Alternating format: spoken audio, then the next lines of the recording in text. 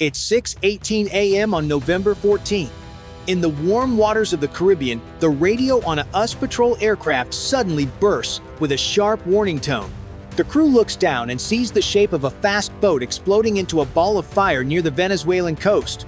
Smoke rises fast, spreading across the waves. No one on board speaks. They all know this was not a random blast. It was a direct hit from a US strike team that had been tracking the boat for hours, believing it carried weapons and drugs tied to the Los Soles cartel. Inside the command room in Florida, officers watch the live feed in silence as the wreckage sinks. A second alert comes in. Another boat, another threat, moving toward deeper waters. The room tightens. The question now is not what happened, but what comes next. And the next move could pull the entire region into something far bigger than anyone expected. What happened near the Venezuelan coast on November 14 was not just a strike on a drug boat. It mattered because this stretch of water has become one of the tensest zones in the Western Hemisphere. Cargo ships, tankers, and patrol vessels move through the same narrow routes every day, and one explosion here can push nations into decisions they cannot take back. For the US, the threat goes beyond narcotics. Washington says the Los Soles network now acts as both cartel power and political shield for Maduro's inner circle. Every boat that escapes becomes fuel for a regime accused of breaking elections and silencing opponents. To the officers in Florida watching the live feed, these hits are not side missions. They are part of blocking what they see as a hostile force operating close to home. That same morning, the nuclear carrier USS Gerald Ford moved into the South Command Zone with its full air wing ready. The Ford is not just a symbol. It is a floating base that can shift the balance fast. If ordered, it can strike radar sites, hit airfields, and take control of the sky before the day even starts. Its arrival signals that Washington expects more than routine patrols ahead. Inside Venezuela, pressure is growing.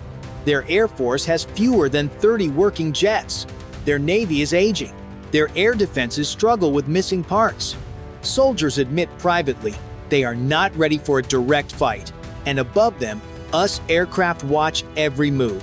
With each new alert, both sides know one wrong signal could start a chain that no one can stop. Now the question feels simple but dangerous. Who pushes first when the next threat appears on the radar? And if you were in that command room, would you escalate or pull back? Tell me what you think, press. 1 if the US should keep the pressure, or 9 if this path is heading towards something too big to control. The second alert came fast. In the command room in Florida, the radar screen showed another fast boat cutting across the water in a straight, deliberate line. The watch officer leaned closer.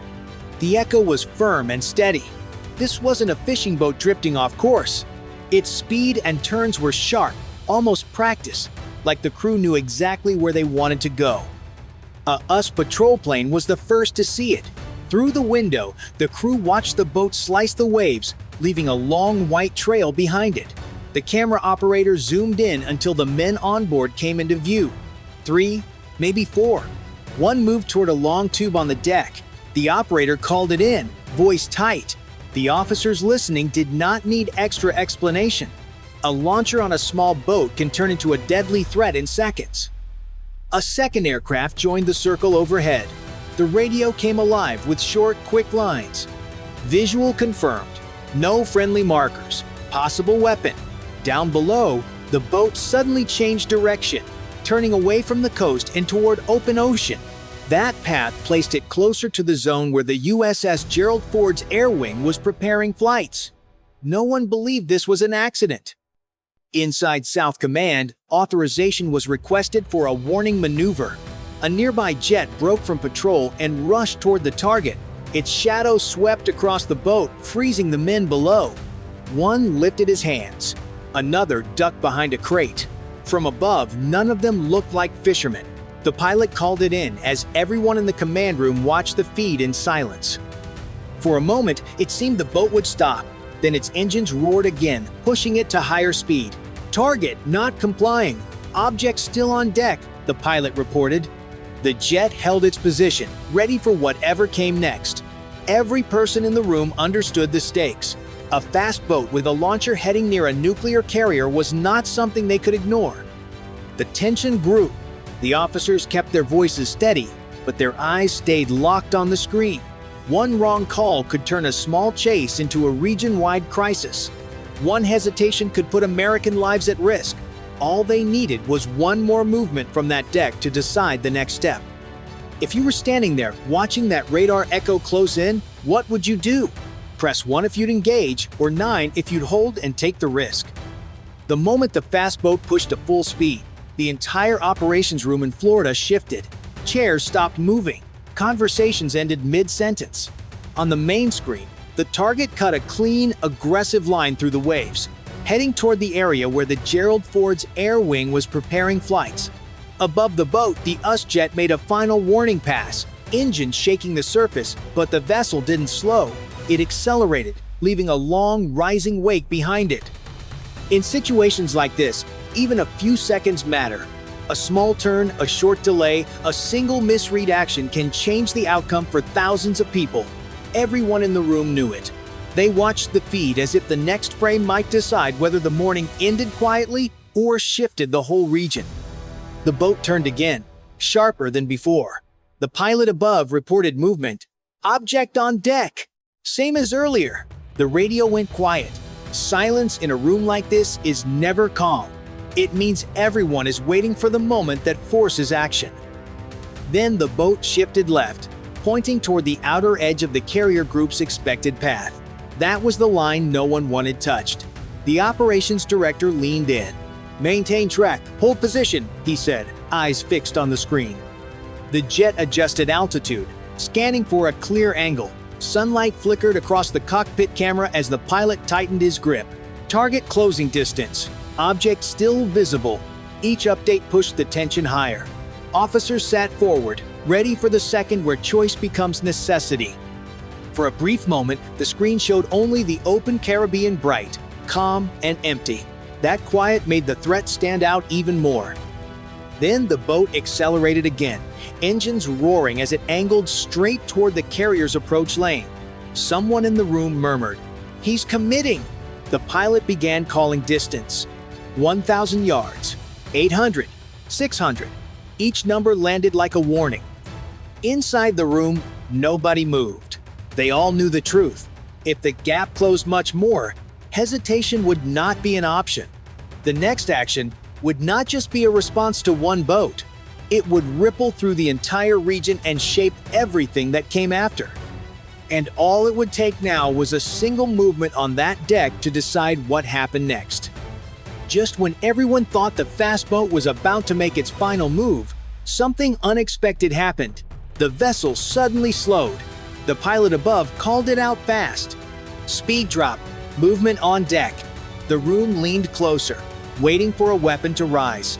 Instead, a new radar echo blinked onto the screen, thin, faint, and coming from the coastline behind the main target. The watch officer straightened. New contact, low signature. The idea hit everyone at once. The aggressive boat might not be the real threat. It could be the distraction, pulling attention while something smaller and quieter slipped through under the radar. The second contact crawled along the coastline, heading toward a channel that opened into deeper waters where surveillance was weaker.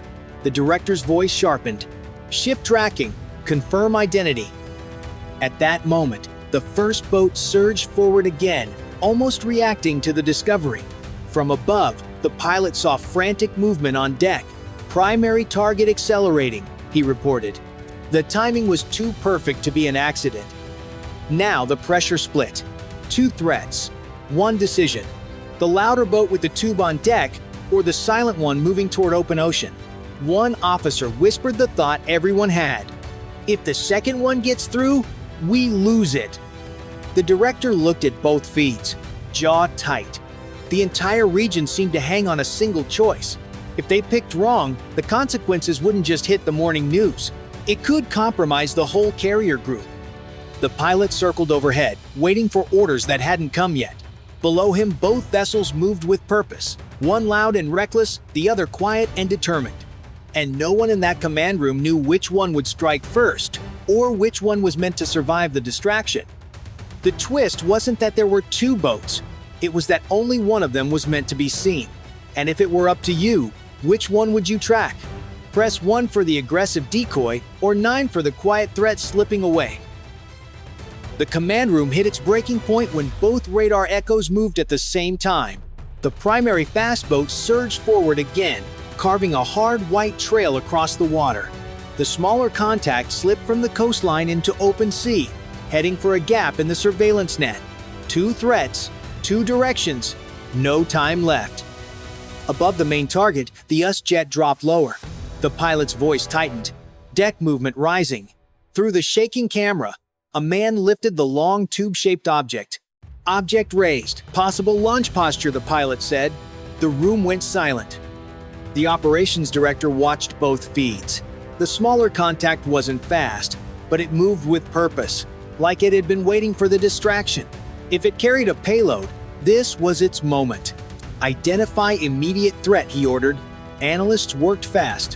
One finally said, primary shows aggressive behavior, secondary looks concealed. It wasn't perfect, but it was the only direction they had. The fast boat forced the decision. The man on deck shifted again, aiming the tube upward. He's positioning, the pilot called out. That was the final trigger. Engage primary. Keep eyes on secondary, the director ordered. The jet banked hard. A bright flash streaked across the screen as a precision round left the aircraft. Everyone in the command room leaned forward. A second later, the hit landed. The boat erupted. Debris flying, fire rolling across the deck as the vessel tilted and began to break apart. But before relief could settle, the radar operator yelled, "Secondary target, increasing speed!" The quiet boat had waited for this exact moment. The instant the strike hit, it bolted toward open water. Its small signature made it harder to track, and its new speed pushed it toward the outer channel like it had rehearsed this moment. The director snapped, "Redirect assets now!" The jet climbed sharply, racing toward the escaping contact, but distance was already stretching between them. The pilot reported, "Target moving fast, hard to lock." The room tightened again. They had neutralized the boat everyone could see, but the real threat might be the one slipping away right in front of them, and no one knew what it carried or where it was heading. If you were staring at that single dot racing toward open sea, what would you do? Press 1 if you'd chase it without hesitation, or 9 if you'd hold for one more scan before risking another strike. The strike on the fast boat ended the immediate danger, but the command room in Florida stayed tense. The smaller contact was still moving, slipping in and out on radar as it headed toward open waters. The jet chased it, but its low signature made every mile harder. Then the signal vanished. Not faded, gone. The operator checked twice. The boat had shut down or slipped under, something that masked it. Losing a target that small in the Caribbean meant it could now be anywhere. The director stared at the blank radar space, knowing this was more than a morning chase. Someone had used distraction and timing sharp enough to fool a modern surveillance net, and they did it within reach of the Gerald Ford, the most powerful carrier in the US fleet. The strike group expanded its patrol routes. Jets and drones lifted off, sweeping the channels where the smaller boat might have gone. Analysts compared the escape path with smuggling routes linked to the Los Sols network, searching for clues about what the vessel was carrying. In Washington, the escape raised new concerns. If a small team could coordinate a decoy and a quiet runner this close to a carrier group, what could a better-equipped force attempt? And how long before something like this crossed a line the US could not ignore? Inside Venezuela, word spread quietly. Some units were moved. Others were told to stay alert in case the Americans tightened pressure after the escape. Even their officers admitted the truth. If the US lost one target, Venezuela's own coastal network stood no chance of tracking it. By nightfall, South Command issued a regional alert. No one knew if the smaller boat carried drugs, weapons, or something meant for a larger operation. What they did know was simple. The timing was perfect, the distraction intentional, and the escape planned. It might have been a test. It might be the start of something bigger.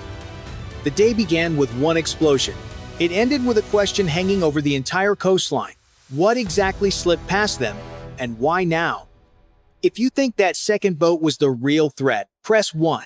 If you believe it was only a distraction for something else still coming, press 9.